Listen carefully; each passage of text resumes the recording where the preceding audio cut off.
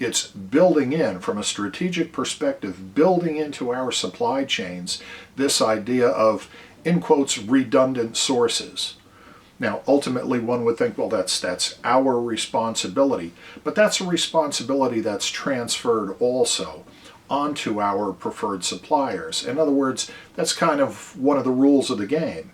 You know, if we're going to have this exclusivity, if I'm going to have 1,500 preferred supply chain members versus 15,000, everyone beating their brains in trying to compete for my business being that of Eastman Kodak, being that of Mercedes, being that of IKEA, being, you know, whomever. Well, part of that trade-off is you, the supplier, the preferred supplier, this relationship that we have, you're responsible for covering my butt and meeting delivery when disruptions happen. What kind of disruptions? Well, storms, tornadoes, hurricanes, medical emergencies, coronavirus, you know, COVID-19. So these are some of the things that are involved in some of the decision making it forces us into. We start to look a little bit about trends, you know, in supply chain.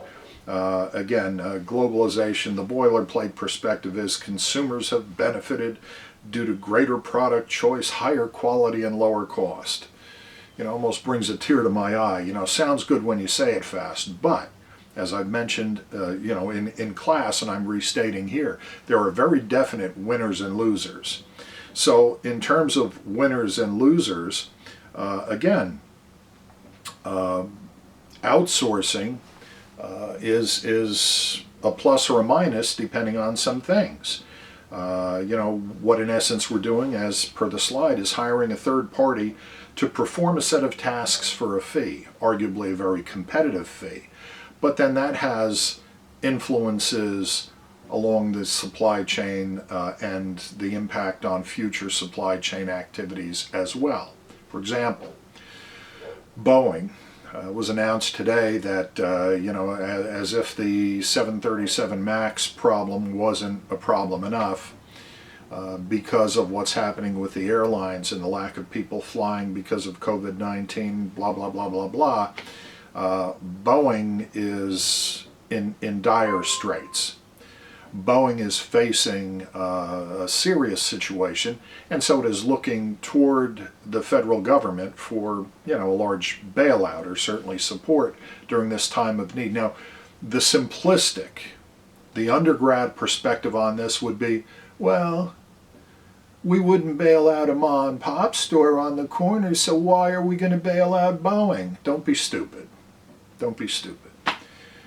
We do that the same reason that we keep a shipyard like Newport News in business with government contracts, because they're not the most competitive, but there are other reasons for wanting to maintain these capabilities in a domestic economy. Most of the cruise ships are built where? Well, some are built in Scandinavian countries, in Finland, for example. Some are built in Italy and so forth. Very few are built in the States. Yet, most of the military ships, aircraft carriers and so forth, are built here. Hugely expensive, cost overruns, all of this stuff we have. Why is that? Well, part of the reason why is to maintain that capacity, that ability, because once it's gone, it's gone. If that has not become apparent over the last 20 years, I don't know what needs to fall out of the sky and hit any of us in the head. We have clearly a two-tiered, it seems to me, I'll call it a wage environment. You can call it a wealth environment if you like, or if you prefer.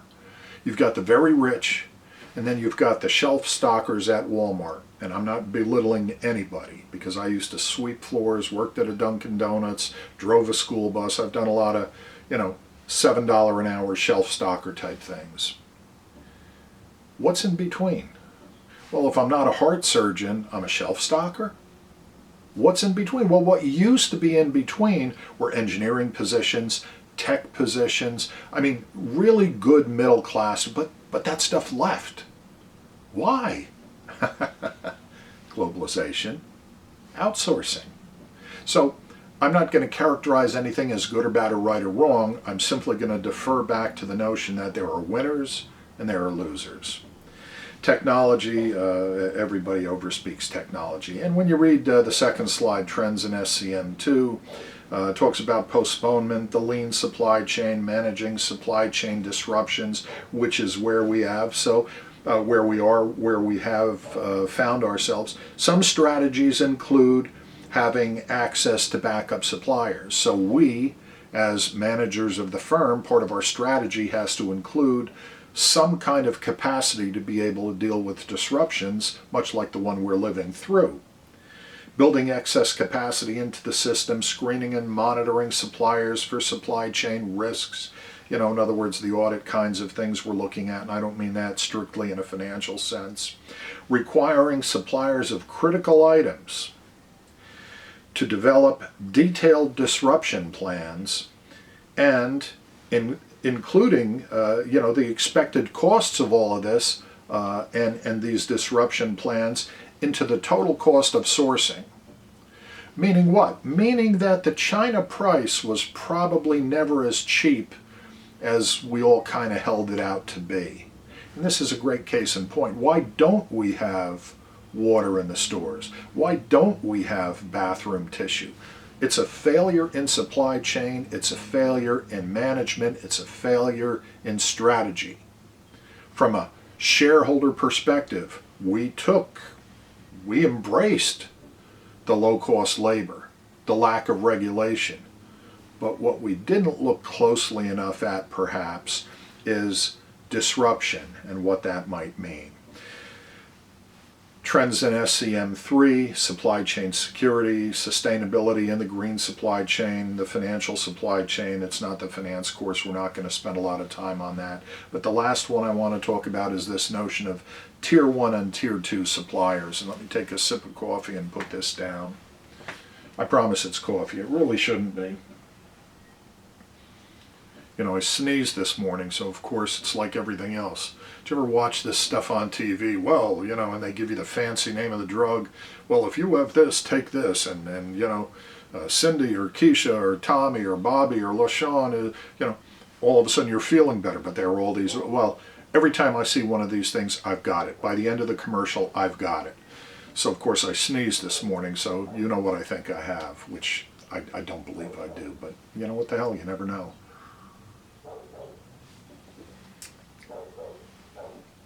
Okay, Claridge Hotel, Atlantic City. So I gamble a bit. It's where I should be today, but they're closed. Tier 1, Tier 2 suppliers. Typically it's the auto industry, so we know what Tier 1 is. Tier 1 supplies General Motors, supplies Ford, supplies Mercedes-Benz, BMW, blah, blah, blah. Tier 2 suppliers supply the Tier 1 suppliers. So when I was doing factory automation and robotics and so forth, I not only dealt with the major firms, the Fortune 200 firms on the planet, but I also dealt with a fair amount of what we used to refer to as mom and pop shops, because those were the ones that supported what in essence are Tier 1 suppliers.